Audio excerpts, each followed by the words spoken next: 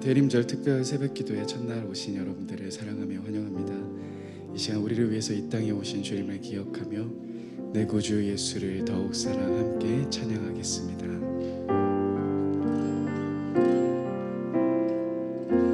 내 구주 예수를,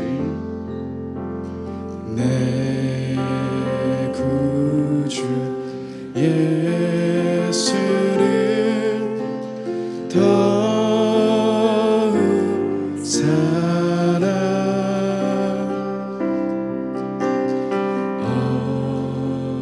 엎드려 비는 말 들으소서.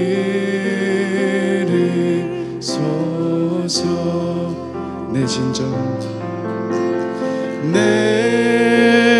진정 소원이 내 구주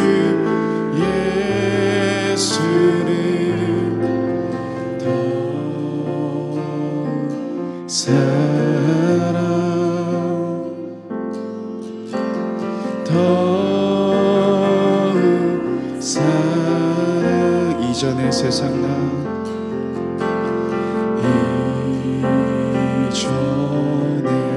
세상 나 기뻤어도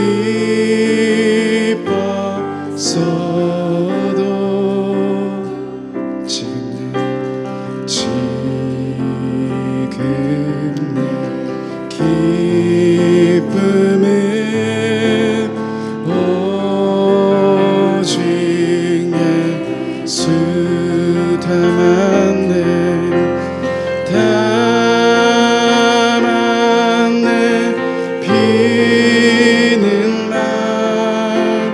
내 구주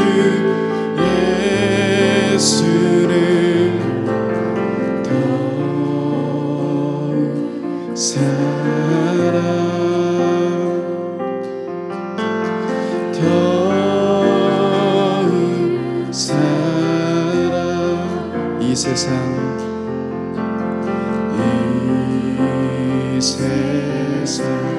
떠날 때 찬양하고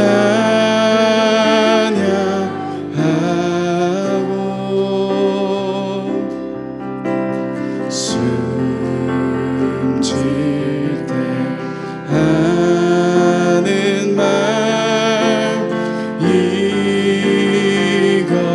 이것일세. 담았네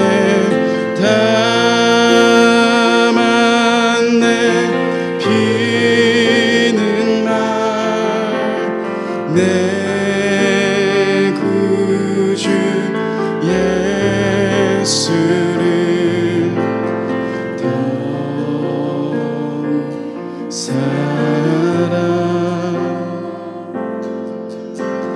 더욱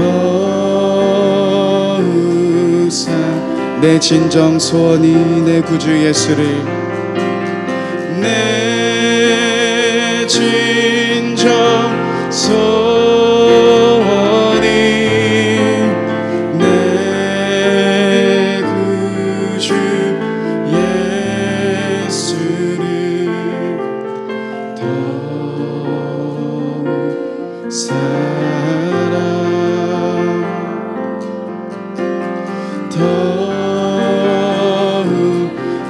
우리 다시 한번 고백하겠습니다. 내 진정 소원이, 내 진정 소원이 내 구주 예수를 더욱 사랑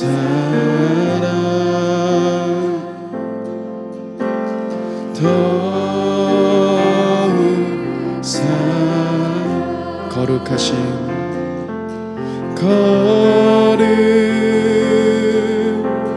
거룩하신 하나님 주께 감사드리세. 날 위해 땅에 오신 독생자 예수 나의 맘과 뜻 다해 주를 사랑합니다. 날 위해 이 땅에 오신 독생자 예수 내가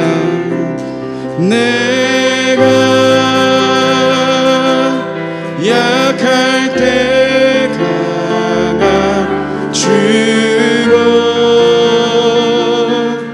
가난할 때 우리를 부욕해 하신 나의 주 감사 내가 약할 때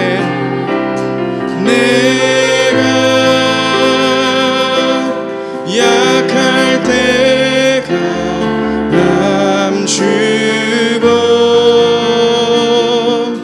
가난할 때 우리를 부욕해 하신 나의 주 감사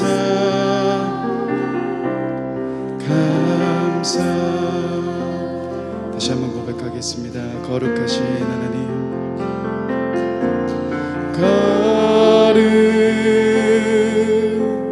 거룩하신 하나님 주께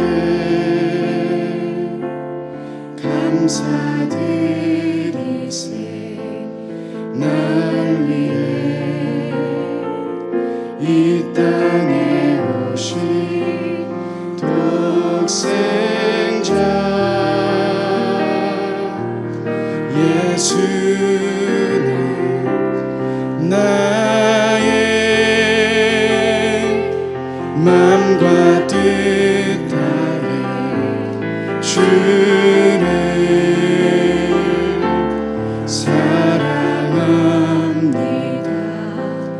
날 위해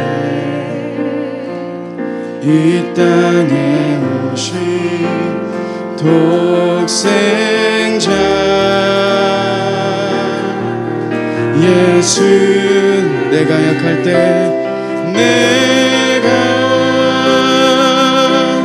약할 때 강함 주고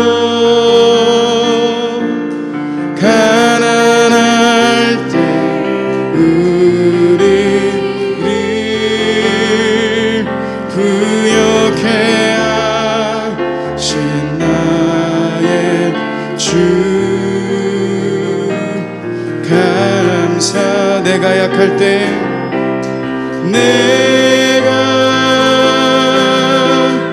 약할 때 강함 주고 가난할 때 우리를 부욕해 하신 나의 주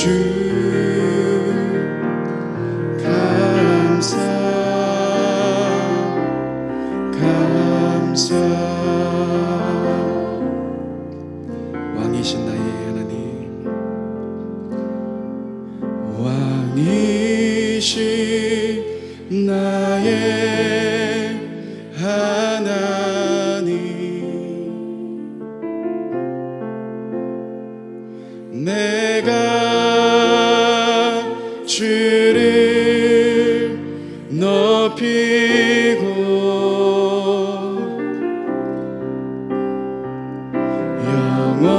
영원히 주의 이름을 성취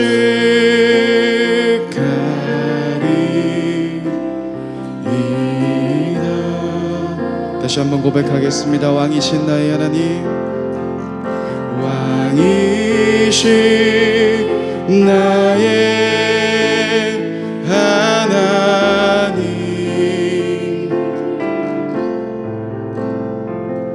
내가 주를 높이고 영원히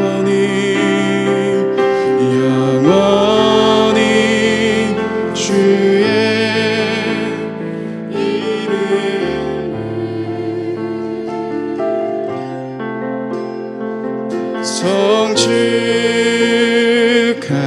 성축하리.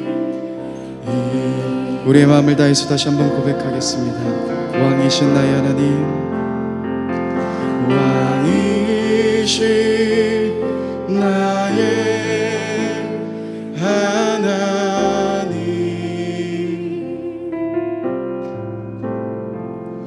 내가 주를 높이고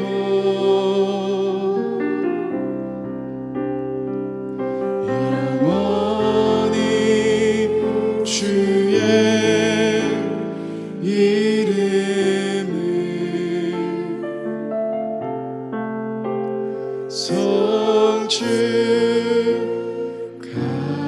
성축하리. 우리 마지막으로 한 번 더 고백하겠습니다. 왕이신 하나님, 왕이신 나의 하나님,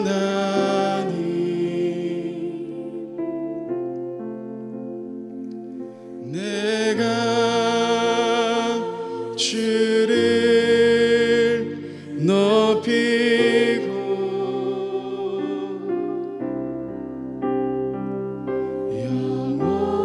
영원히 주의 이름을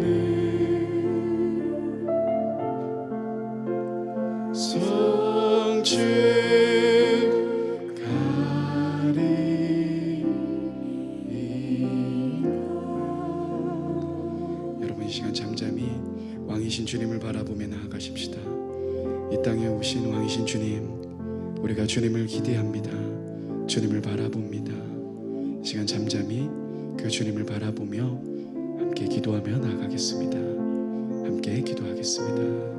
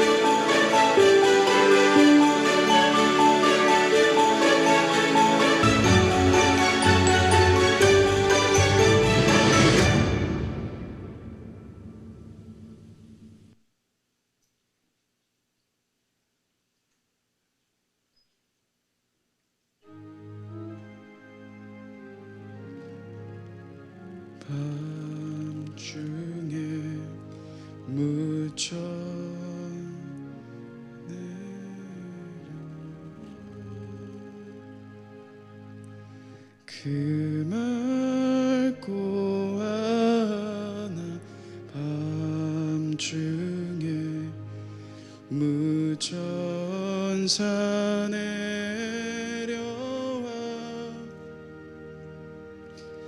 그 손에 비 받을고서 다 찬송하기를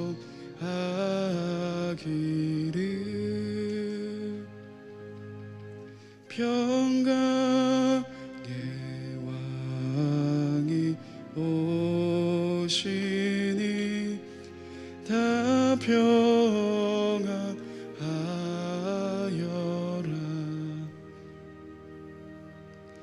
그 소란하던 세상이 다 고요하도다.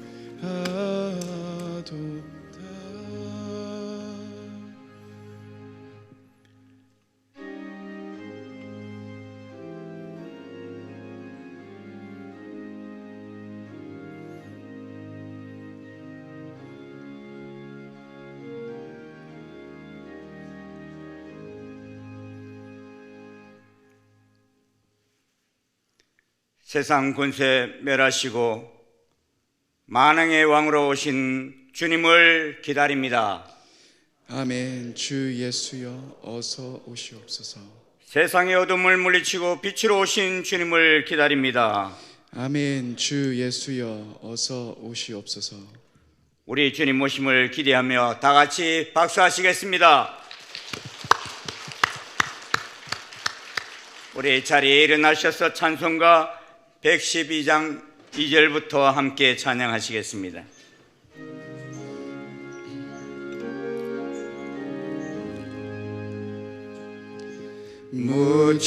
무천사 날개 펴고서 이 땅에 내려와 그때에 부른 노래가 또다시 들리니 이 슬픔 많은 세상에 큰 위로 넘치고 온 세상 기뻐 뛰놀며 다 찬송하도다. 이 괴로움 많은 세상에 짐지고 가는 자 금산 줄령 넘느라 온몸이 고하나 이제 이 악세상 살 동안 새 소망 가지고 저 천사 깊은 찬송을 들으며 쉬어라. 예선지에 언홍하여 베들레헴 샘성에 주 예수 탄생하시니 온 세상 구주라. 저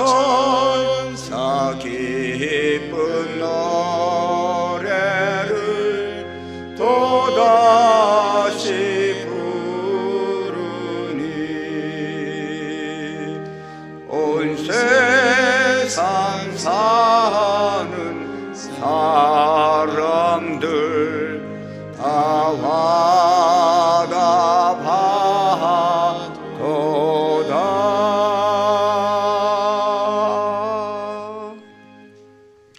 우리를 대표해서 황성용 장로님 기도하시겠습니다.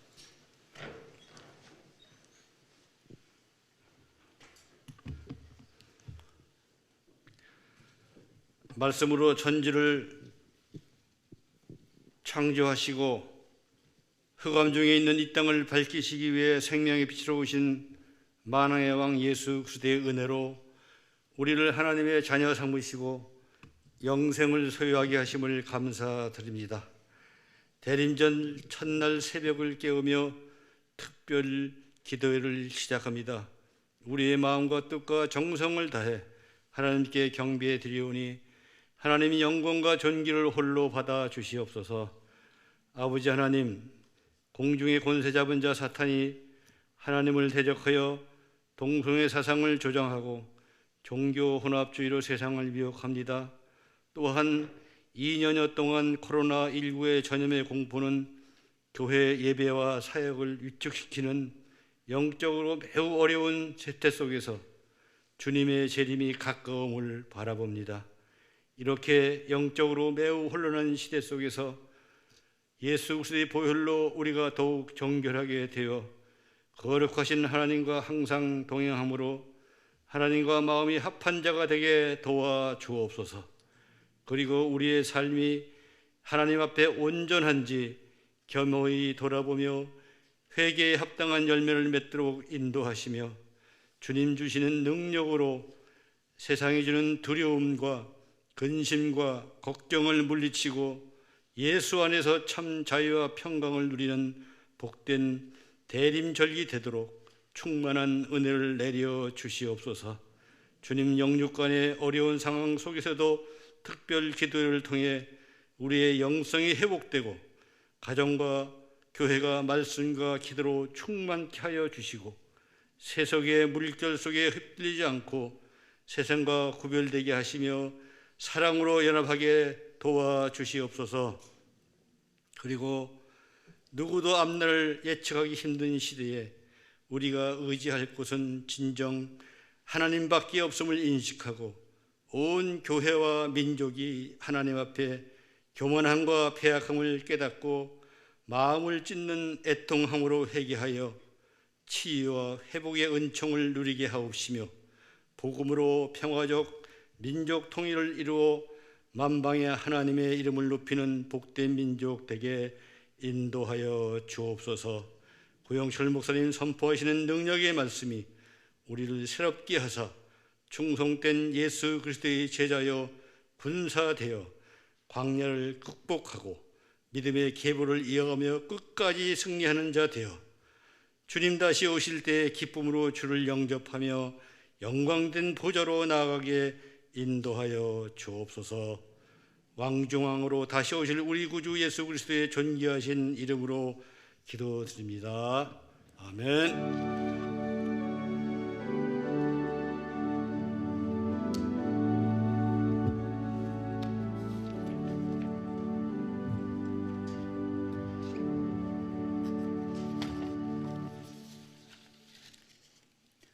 우리 성경 봉독하겠습니다. 하나님 말씀은 창세기 12장 1절에서 9절까지 말씀입니다.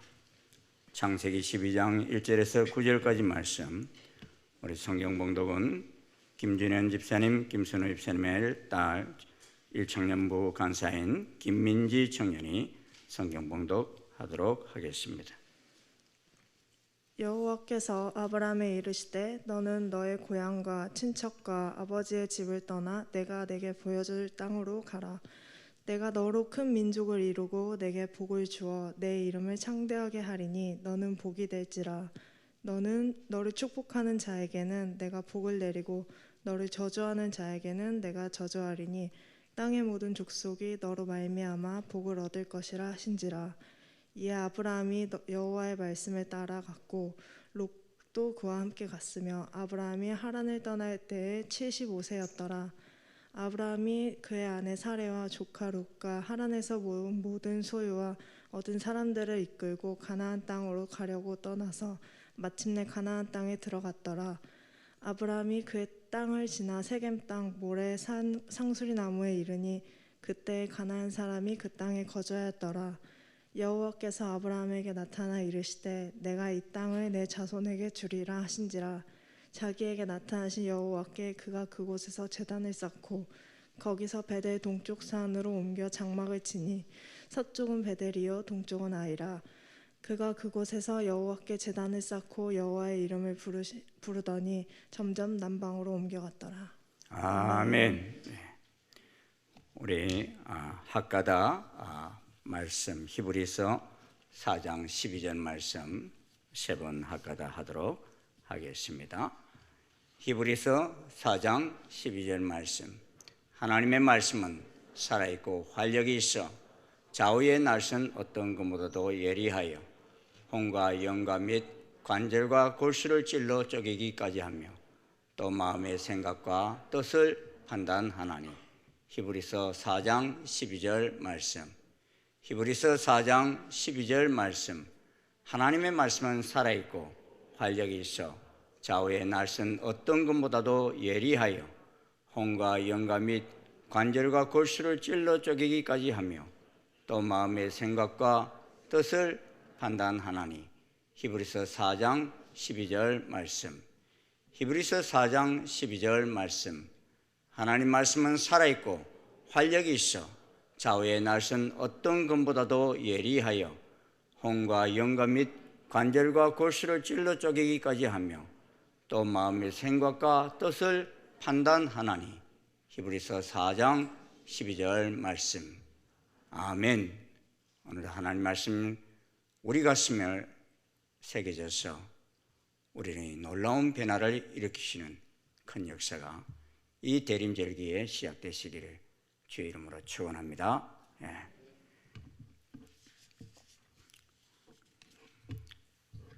추운 날씨 속에 주님의 오심을 기다리며 이 대림절기에 나오신 여러분에게 하나님 크신 은총이 함께 하시기를 축원합니다. 우리 기다리는 그 마음 속에 주께서 빛으로 오셔서 참으로 이 어두운 세상을 우리들을 통해서 또 밝혀 나아가는 귀한 절기가 되리라 믿습니다. 우리 자녀들하고도 또 나오신 분들도 계시는데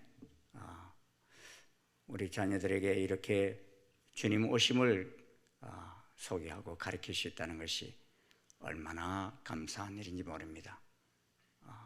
저도 어릴 적에 늘 이 대림절기를 교회 새벽같이 나가서 하나님 앞에 주님 오심을 기다리며 드렸던 그날들이 머리에 생생합니다.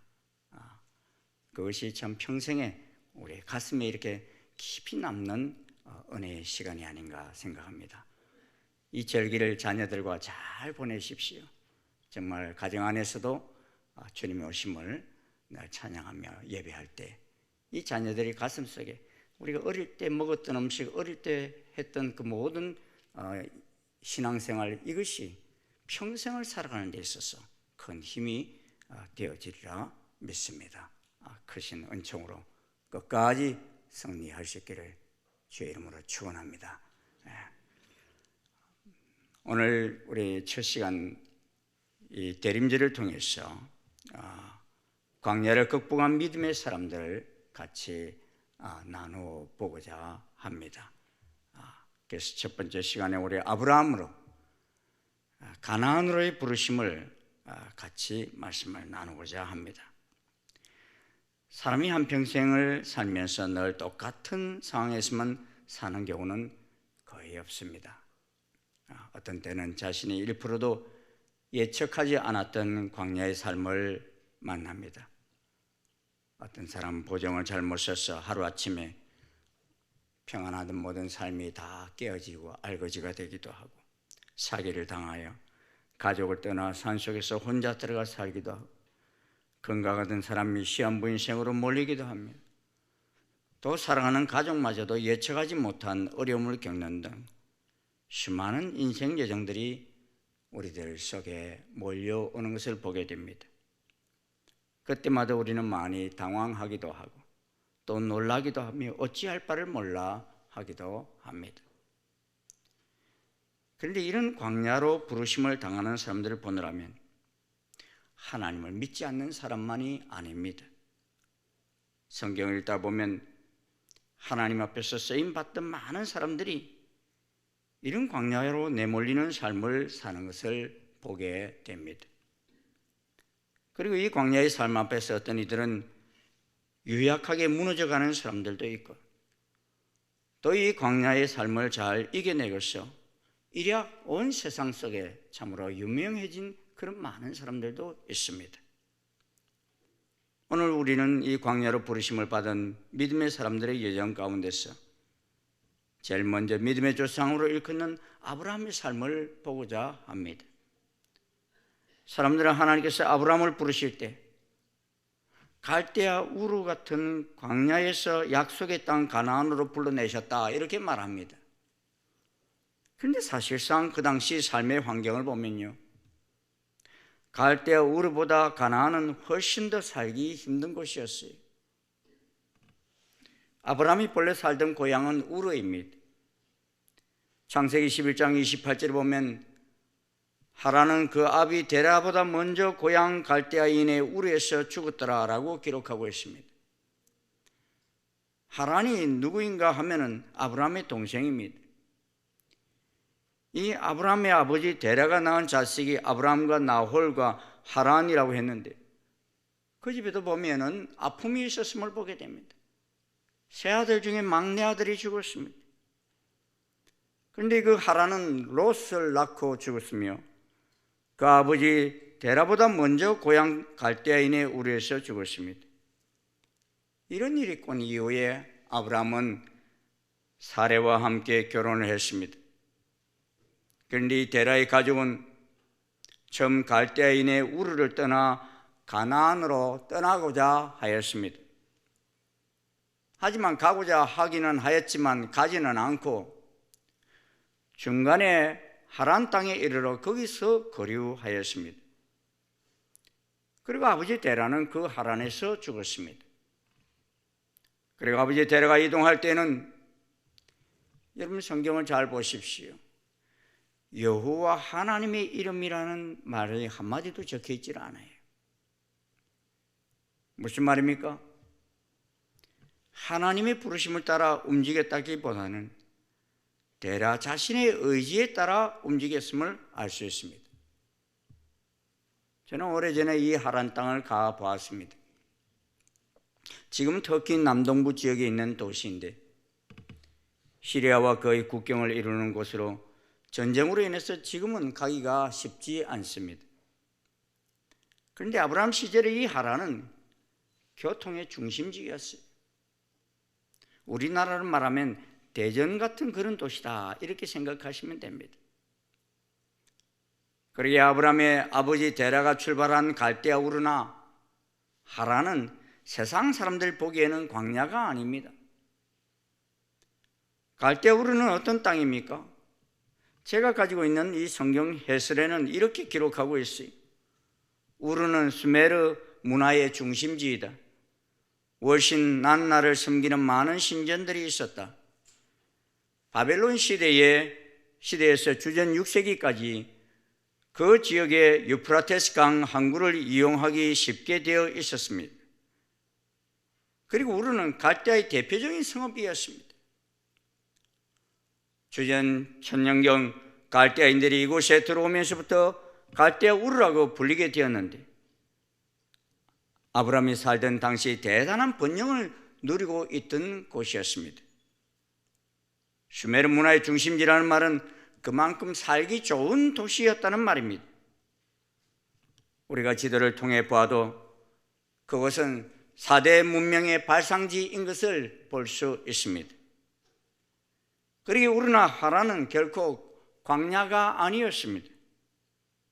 그런데 이제 이 12장 1절이 시작되면서 제일 먼저 언급되는 단어가 뭔가 보십시오. 여러분 12장 1절 제일 처음 시작하는 단어가 뭐죠? 여호와께서. 그 다음에 아브라함이 등장합니다. 아버지 데라 시대까지는 여호와의 인도하심을 따라 움직이지 않았습니다. 하지만 이제 아버지가 죽고 나서 아브라함 시대는 여호와 주도적 삶이 시작됨을 보게 됩니다. 그리고 아브라함에게 처음 하신 말씀 12장 1절 여호와께서 아브라함에게 이르시되 너는 너의 고향 친척 아버지의 집을 떠나 내가 내게 보여줄 땅으로 가라 하는 말씀입니다. 이 말씀 속에는 너의 아버지가 내 아버지의 소견대로 행동했다. 그런데 너는 내가 내게 보여줄 땅으로 가라. 내가 내게 지시하는 대로 하라 하는 말씀입니다. 구체적인 지시가 그 속에 있습니다. 너의 고향을 떠나고 친척을 떠나고 아버지 집을 떠나라는 것입니다. 어찌 보면 이것이 뭡니까? 모두 다 지금까지 익숙한 관계를 떠나라는 것입니다. 사실 인간적으로 보면 이는 고생이 빤히 보이는 길입니다. 그리고 내가 내게 보여줄 땅으로 가라 하였습니다. 여기에서도 보여준 땅이 아닙니다. 보여줄 땅으로 가라 그랬습니다. 본 땅입니까? 가본 땅입니까? 아닙니다. 한 번도 보지 못한 땅, 한 번도 가보지 못한 땅을 향해서 가라는 것입니다. 하나님이 보여주실 땅은 지금 아브라함이 살고 있는 그런 문명의 발상지가 아닙니다. 아직 나라도 제대로 형성되지 않는 땅으로 부르셨습니다. 그러기에 젖과 꿀이 흐르는 가나안으로 부르신 것이 아니라 세상 사람들 보기에는 풀 한 폭이 만나기 힘든 그런 광야로 부르셨다는 말씀입니다. 우리가 성지순례를 가보면 알 수 있지만 이 가나안은 광야로 뒤덮여 있는 땅입니다. 이스라엘은 신광야, 바란광야, 브엘세바 광야, 유다 광야, 십 항무지, 엔게디 항무지, 이스라엘 꼴짜기 이런 것으로 다 뒤덮여 있는 땅입니다. 어찌 보면 온통 산과 꼴짜기의 땅이요 황무지와 척박한 광야로 가득 차 있는 땅입니다. 이스라엘 백성들이 출애굽할 때 모세를 통해 주신 말씀이 무엇입니까? 너희가 건너가서 차지할 땅은 산과 꼴짜기가 있어서 하늘에서 내리는 비를 흡수하는 땅이요 라고 했습니다. 가나안의 3분의 2가 광야입니다. 강원도만한 작은 땅에서 이 광야를 처음 접하는 사람들은 누구나 광야의 광대성에 놀라고 광야의 황폐성에 놀랍니다. 누구나 이 광야에 서면 하나님이 왜 그 백성에게 이 땅을 주셨는가를 생각하게 되는 땅입니다. 젖과 꿀이 흐르는 땅을 기대하고 이 땅에 온 사람들은 더 충격이 큽니다. 며칠간 광야에서 더위로 고생해 본 사람들은 철저히 벌어지고 결핍된 땅에서 하나님이 무엇을 의도하셨는지를 묻게 됩니다. 하나님, 이게 뭡니까? 왜 하필 광야입니까? 라고 묻습니다. 왜 하나님께서 아브라함을 가나안으로 부르셨습니까?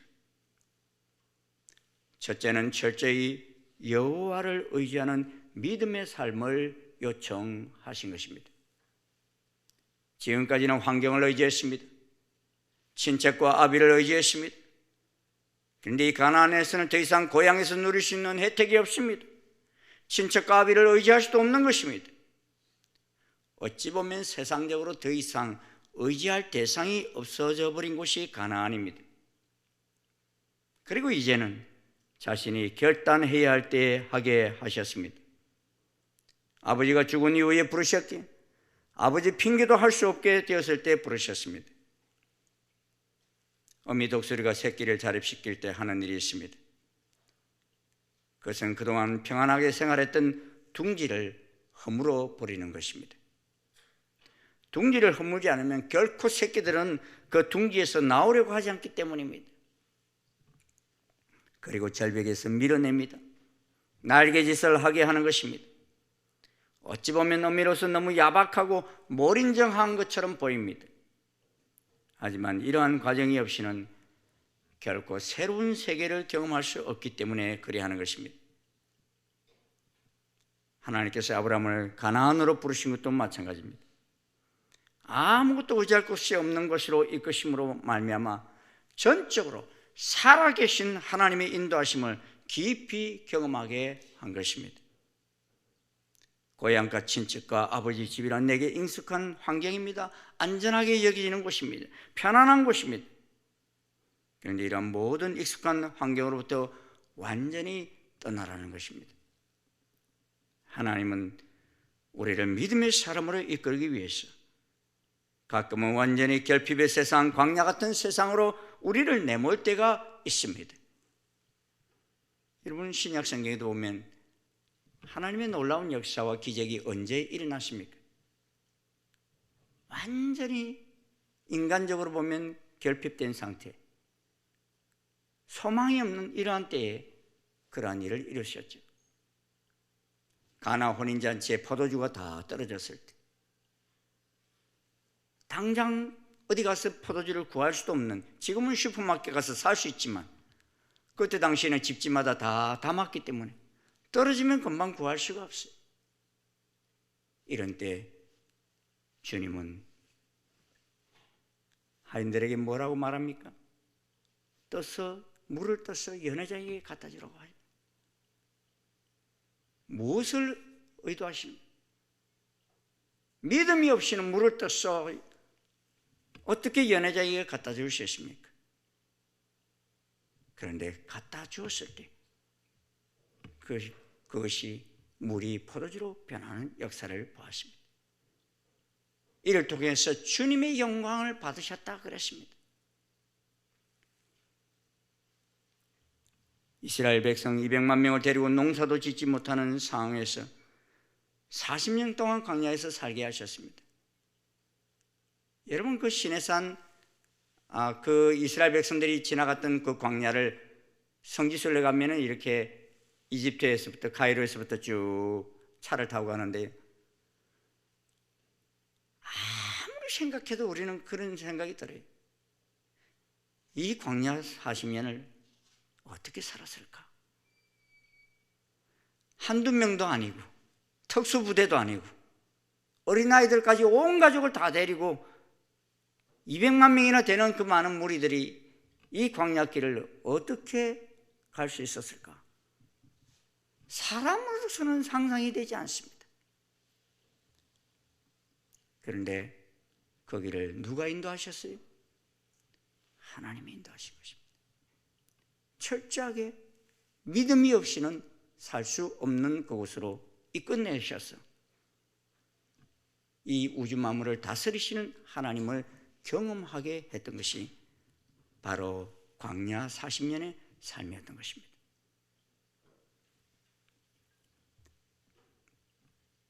인생 살면서 우리 앞에 이런 막다른 광야에 다다를 때가 있습니다. 앞을 봐도 길이 안 보이고 옆으로 봐도 산으로 막혀있고 뒤를 돌아보니 적군이 쳐들어오고 도무지 방법이 보이지 않을 때가 있습니다. 이러한 때 사람들이 더 이상 길이 보이지 않으니 자살을 합니다. 극단적인 행동을 합니다. 최근에 한 간호사가 너무 지친 나머지 병원에 사표를 내겠다고 하는데 병원은 1년이 되기 전에는 사표를 낼 수 없다고 하자 극단적인 행동을 시도했습니다. 더 이상 하루도 더 버틸 수 없는데 어떻게 더 버티란 말이냐 하고 말이에요. 사랑하는 여러분, 여러분의 인생 가운데 이런 광야가 나타납니까? 절대로 죽지 마십시오. 이유는 여러분은 혼자가 아니기 때문입니다. 우리에게는 여호와 하나님이 우리와 함께 하십니다. 우리를 인도하시는 분이 계십니다. 또 믿음의 형제들이 함께 있습니다. 우리의 공동체가 있습니다. 그러기에 광야로 내몰린다 할지라도 절대로 망하기 위함이 아님을 기억하십시오. 이런 절망적이며 척박한 광야로 가라 하신 것은 하나님이 가라 하신 길입니다. 그러기에 그 땅은 우리가 선택한 땅이 아니라 우리에게 주어지는 땅입니다. 우리로 하여금 새로운 세계를 만나게 하기 위해서 주신 땅입니다. 그 땅에서 하나님께서는 우리로 큰 민족을 이루고 우리에게 복을 주어 우리의 이름을 창대하게 하기 위해서 가라 하신 땅입니다. 우리로 하여금 복의 근원이 되게 하기 위해서 가라 하신 광야입니다. 그리고 둘째는 우리를 가나안으로 부르실 때 우리들이 해야 할 일은 순종하는 길입니다. 우리 4절을 한번 같이 읽어보시겠습니다. 시작. 이에 아브라함이 여호와의 말씀을 따라갔고 롯도 그와 함께 갔으니 아브라함이 하란을 떠날 때 75세였더라. 여러분 누가복음 5장에도 보면 신약시대의 베드로도 이와 비슷한 상황을 겪죠. 먹고 살기 위해서 밤이 맞도록 바다에 그물을 내리는데 고기가 한 마리도 잡히지 않습니다. 그래서 빈 그물을 싣고 있는데 예수님께서 그 배에 오르셔서 배를 바닷가에 조금 뛰기를 요청하시고서는 설교를 다 하시고서는 베드로에게 그러지요. 깊은 데로 가서 그물을 내려라. 이때 베드로의 고백이 무엇입니까? 내가 내 생각대로 밤이 맞도록 의지하여 그물을 내렸지만 한 마리도 잡히지 않았습니다. 하지만 그럼에도 불구하고 말씀에 의지하여 그물을 내리리다 라고 했더니 2배나 가득 차게 고기가 잡혔습니다. 한 배는 베드로의 배가 아닙니다. 그럼에도 베드로의 순종은 다른 배까지도 가득 채우는 복의 근원의 역할을 하게 한 것입니다. 또 마리아에게 나타난 천사가 결혼을 앞두고 있는 마리아에게 보라 내가 잉태하여 아들을 낳으리니 그 이름을 예수라 하라 합니다. 날벼락 같은 일입니다. 그녀는 나는 남자를 알지 못하니 어찌 이런 일이 있으리까 라고 말합니다. 하지만 친족 엘리사벳의 이야기를 하시면서 대저 하나님의 모든 말씀은 능하지 못하심이 없느니라 하십니다. 이때 마리아가 외친 말이 무엇입니까? 주의 여종이오니 말씀대로 내게 이루어지이다. 말씀대로 내게 이루어지이다 합니다. 아브라함이나 베드로나 마리아나 다 상황적으로 순종할 상황이 아닙니다. 그런데 다 말씀에 순종했습니다. 이유가 무엇입니까? 그에게 말씀하시는 분이 하나님이심을 믿었기 때문입니다. 할렐루야. 사랑하는 여러분, 우리 인생길에서 하나님께서 우리를 한 번도 경험해보지 않는 길 광야로 부르실 때가 있습니다. 그러한 때 그 길이 내가 좋아하는 길이 아닐 수 있습니다. 내가 전혀 경험해보지 않는 길일 수도 있습니다. 하지만 그 길이 하나님이 부르신 길이라는 확신이 들기만 한다면 모든 것을 다 내려놓는다 할지라도 순종해 보십시오. 일산 중심교회가 생겨난 것도 사실 그런 순종 속에서 생겨난 것입니다. 저는 부목사일 때요, 교회를 개척하겠다고는 한 번도 생각해 본 적이 없어요. 그런데 이 일산을 지나가다가 다 다른 동네는 교회가 십자가가 있는데 문촌 마을에만 십자가가 안 보이더라고요. 그래서 왜 문촌 마을에는 이 십자가가 없지? 제가 그랬더니만 옆에 있는 같이 가던 친구가 목사가 그래. 구목사가 개척해. 그런 거예요. 구목사가 개척하래. 그러다가 좀 더 타고 가는데 분양사무소 하는 것이 딱 있더라고요. 분양사무소 가서 여기 왜 교회가 없어? 내가 그랬어요. 그랬더니만 그분이 그래. 이 상가 3층에 교회 들어오게 해달라고 기도하고 있대. 그분이 순복음교회 집사님이시더라고요. 보여주는데요, 왜 제 마음에 콩당콩당 뛰는지.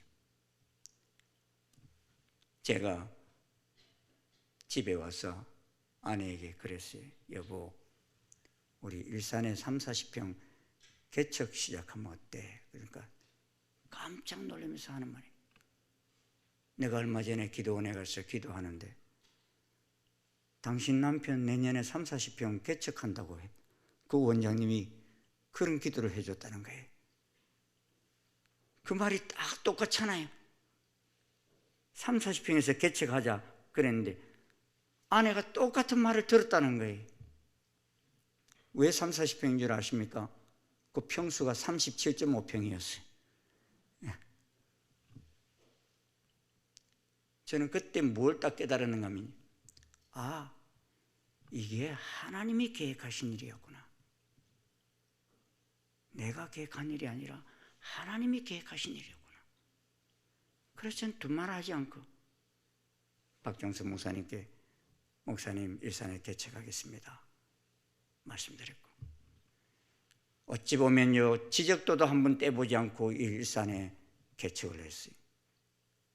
나중에 알고 보니까 왜 교회가 없었는가 하니까 아직 준공검사가 안 떨어져 가지고 아무도 그 교회를 세우지를 않았고 십자가를 세우지 않았더라고요. 상간마다 다 교회가 들어오고 우리 교회 동서남북으로 다 종교부지가 있더라고요. 아마도 제가 그걸 미리 알았더라면 개척했을까요? 안 했을까요? 저는 안 했을 거예요. 제 기질상 못해요. 그런데 그런 것도 다 보지 못하게 하시고 무엇을 보게 하셨냐? 이 일은 하나님이 계획하신 일이다. 그걸 보게 하시고 개척하게 하신 것입니다. 할렐루야. 사랑하는 여러분, 어떤 일을 결정할 때 정말 이 일이 하나님이 결정하신 일이다 라고 여겨진다면 그 길이 어찌 보면은 광야 같은 곳이고 미래가 보이지 않는 그러한 곳이라 할지라도 시작하십시오. 믿음을 가지고 주님과 함께 떠나십시오. 하나님께서 그 길을 선히 인도하여 주시리라 믿습니다. 잘 생각해 보십시오. 아브라함이 저는 이 갈대아 우르는 갈 수 없습니다. 갈대아 우르를 떠날 수는 없습니다. 하란을 떠날 수는 없습니다 하고 그대로 남았다고 한다면 어떻게 되었겠습니까? 지금 우리는 아브라함이 누구인지도 모르고 살아갈 것입니다. 그는 세상에 왔다가 살다가 죽었을 것입니다. 하지만 아브라함은 그에게로 향하는 하나님 말씀이 도무지 이해가 되지 않았지만 순종하였습니다. 낯선 땅이지만 출발하였습니다. 그리고 가나안에 들어갈수도 점점 남방으로 옮겨가십니다. 6절을 보면 가나안 땅에 있는 세겜 땅에 도착했습니다. 그런데 그때 가나안 사람들이 그 땅에 거주하고 있었습니다. 하지만 여호와 하나님께서는 아브라함에게 나타나서 내가 이 땅을 네 자손에게 주리라 하셨습니다. 그래서 아브라함은 그곳에서 자기에게 나타나신 여호와께 제단을 쌓았습니다. 그런데 아브라함은 그 세겜 땅을 내 자손에게 주리라고만 하셨고 자기에게 주시겠다는 말씀이 없었을지 그는 점점점 더 남방으로 옮겨가면서 이사를 갑니다. 베델 동쪽으로 더 남쪽으로 가면 그곳에는 네게부 사막이 있는 곳입니다. 그런데 내려가다 그 땅에서 기근을 만나자 하나님이 또 가라고 하지도 않는 애굽 땅까지 내려가려 합니다. 애굽 땅은 그가 나온 갈대아 우르 같은 땅입니다. 물이 풍부하고 문화가 발달된 곳입니다. 아내를 누이라고 속여가면서까지 내려갔다가 죽을 고생을 하고서 다시 13장 1절을 보면 네겝으로 올라와서 베델에 이릅니다. 그 전에 장막을 쳤던 곳이고 가나안에 들어와서 처음 제단을 쌓았던 곳으로 되돌아왔습니다. 그런데 그 땅이 아브라함의 일행과 조카 롯의 일행이 동거하기에 넉넉하지 못하였으므로 롯은 온 땅에 물이 넉넉한 소돔과 고모라 도시를 향해 떠나가고 그때에 하나님은 롯이 아브라함을 떠난 후에 보이는 땅을 내가 너와 내 자손에게 주리니 영원히 이르리라. 내가 내 자손이 땅에 티끌 같게 하리니 사람이 땅에 티끌을 능히 셀 수 있을진데 네 자손도 서리라. 너는 일어나 그 땅을 종과 행으로 두루 다녀보라. 내가 그것을 내게 주리라 말씀하십니다. 남방으로 갈 때는 하나님의 지시를 받지 않고 갔다가 아내를 잃을 뻔했다가 세겜으로 원위치했지요. 그런데 되돌아온 세겜에서는 이제 처음 하나님께서 지시하셨던 말씀, 너는 너의 고향과 친척과 아비 집을 떠나 내가 내게 보여줄 땅으로 가라고 하시는 말씀을 온전하게 실천을 합니다. 순종을 합니다.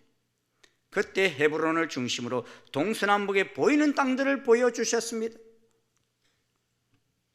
이 헤브론은 나중에 다윗이 7년간 왕이 될 때 다스린 땅이 되었고, 23장을 보면은 아브라함의 아내 사레가 죽은 후에 그를 매장한 소유지로 막벨라 굴을 샀던 곳이 이 헤브론입니다. 지금도 이 헤브론에 가보시면 아브라함과 사라의 무덤을 아브라함 자손인 이삭과 이스마엘 후손이 함께 지키고 있습니다. 그리고 약속의 땅 이스라엘은 이제 버려진 땅이 아니라 온 세계의 중심이 되어 있습니다. 그 땅에서 무슨 선한 것이 날 수 있겠느냐라고 여겨지는 그 광야 같은 땅에서 하나님이 함께 하실 때 세상에서 가장 복된 땅이 되어진 것을 보게 됩니다. 왜 복된 땅인 줄 아십니까, 여러분? 예수님이 그 땅에 육신을 입고 내려오셨습니다. 할렐루야. 재림하실 예수님께서 임재하실 땅이 되었습니다. 그리고 광야 같은 그 땅에서 이제는 수많은 과일과 야채와 꽃들이 생산되어서 유럽과 우리나라까지 수출이 되고 있어요. 가끔씩 여러분 슈퍼 가면요, 이스라엘산 과일들이 들어있는 것을 볼 수 있어요. 그 광야 같은 땅에서 수출하는. 저는 과일을 먹어본 가운데서요, 이 이스라엘 과일처럼 그렇게 단 과일을 먹어본 적이 없어요. 정말 그 속에 젖과 꿀이 흐르더라고요. 강렬한 태양 속에서 자라기 때문인지 몰라도 그때는 아브라함이 갈 때는 전혀 광야 같은 땅이라고 여기지지 않았지만 믿음을 가지고 갔을 때 그 땅이 완전히 젖과 꿀이 흐르는 땅으로 변화되어진 땅이 되어진 것입니다. 여러분이 믿음을 가지고 앞으로 주께서 가라 하시는 그러한 길을 갈 때에 하나님께서는 광야 같은 이 땅을 젖과 꿀이 흐르는 땅으로 우리를 통해서 이루어 가신다는 사실을 기억하시기를 바랍니다. 끝까지 우리가 믿고 순종하며 가야 할 길이 무엇입니까? 하나님이 가라 하신 곳이냐? 그것입니다. 하나님이 가라 하신 곳이라 한다면 광야도 두려워하지 말고 나아갈 때 하나님은 우리와 함께 하시며 세상 끝날까지 놀라운 은총으로 더하여 주실 것입니다. 이 대림절기 우리 모두가 주님의 빛을 비추는 귀한 왕관의 보석 같은 저희들이 되어지기를 소원합니다.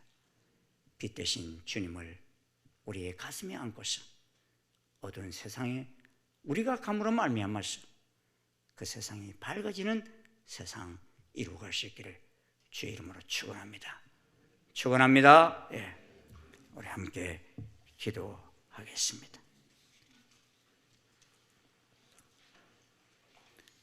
오늘 주신 말씀을 우리 생각하며 함께 기도할 수 있기를 원합니다.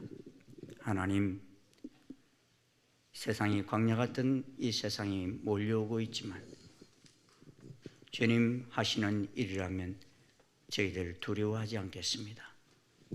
주님과 함께 길을 걷겠습니다.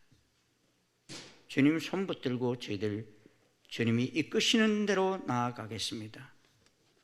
두려워하지 않고 무서워하지 아니하고 저희들 나아가겠다 간절하게 기도할 수 있기를 소원합니다. 우리 교회를 위해서 기도하십시다. 이 교회가 마지막 시대 속에 주님의 영광을 드러내는 그러한 교회가 되어지기를 원합니다. 예수님이 주인이신 교회입니다. 예수님이 이 세상에 빛을 전하기 위해서 땅끝까지 이르러 복음의 증인이 되라고 세워주신 교회입니다. 이 교회가 세상의 비난의 대상이 되지 아니하고 이 어두움의 세상에 빛을 발하는 일산 충신교회가 될 수 있도록 기도하십시다. 특별히 이 대림절기를 통해서 주님의 임재를 저희들이 경험할 수 있기를 소원합니다. 우리 가운데 임하시는 성령님의 놀라운 은혜를 경험할 수 있기를 원합니다. 우리 많은 또 모임들이 있습니다.